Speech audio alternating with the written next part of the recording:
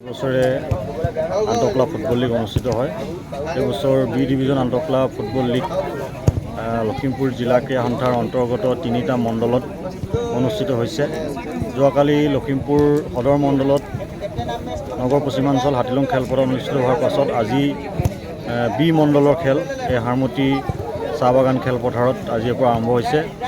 এই বি মণ্ডলত মুঠ 6টা দলে অংশগ্ৰহণ কৰিছে।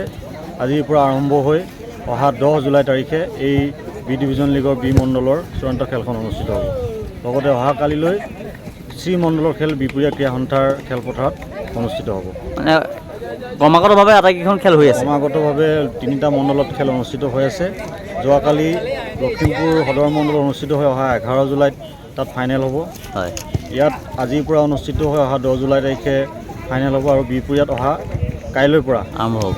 বিপুৰীয়া মণ্ডলৰ তথা চি মণ্ডলৰ খেলসমূহ অনুষ্ঠিত হ'ব।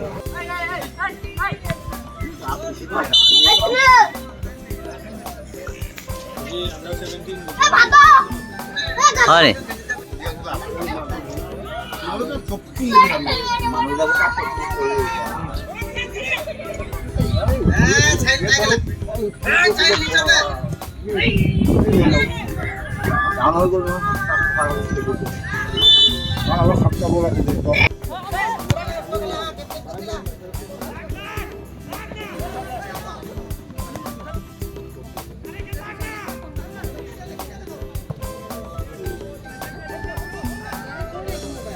বছৰে আন্তঃক্লা ফুটবল লীগ অনুষ্ঠিত হয়।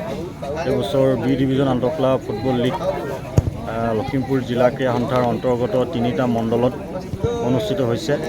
যোৱাকালি লখিমপুৰ সদৰ মণ্ডলত নগৰ পশ্চিমাঞ্চল হাতীলুং খেলপথাৰত অনুষ্ঠিত হোৱাৰ পাছত আজি বি মণ্ডলৰ খেল এই হাৰমতি চাহ বাগান খেলপথাৰত আজিৰ পৰা আৰম্ভ হৈছে। এই বি মণ্ডলত মুঠ 6টা দলে অংশগ্ৰহণ কৰিছে। আজিৰ পৰা আৰম্ভ হৈ অহা 10 জুলাই তাৰিখে এই বি ডিভিজন লীগৰ বি মণ্ডলৰ চূড়ান্ত খেলখন অনুষ্ঠিত হ'ব। লগতে অহা কালিলৈ চি মণ্ডলৰ খেল বিপুৰীয়া ক্ৰীড়া সন্থাৰ খেলপথাৰত অনুষ্ঠিত হ'ব। মানে ক্ৰমাগতভাৱে আটাইকেইখন খেল হৈ আছে। ক্ৰমাগতভাৱে 3টা মণ্ডলত খেল অনুষ্ঠিত হৈ আছে। যোৱাকালি লখিমপুৰ সদৰ মণ্ডলত অনুষ্ঠিত হৈ অহা 11 জুলাইত তাত ফাইনেল হ'ব। হয়, ইয়াত আজিৰ পৰা অনুষ্ঠিত হৈ অহা 10 জুলাই তাৰিখে ফাইনেল হ'ব আৰু বিপুৰীয়াত অহা কাইলৈৰ পৰা আৰম্ভ হ'ব। বিপুৰীয়া মণ্ডলৰ তথা চি মণ্ডলৰ খেলসমূহ অনুষ্ঠিত হ'ব।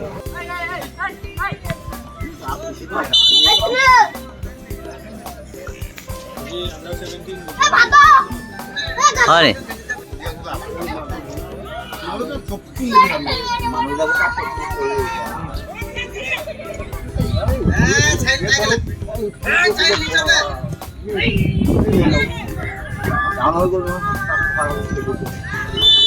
অলপ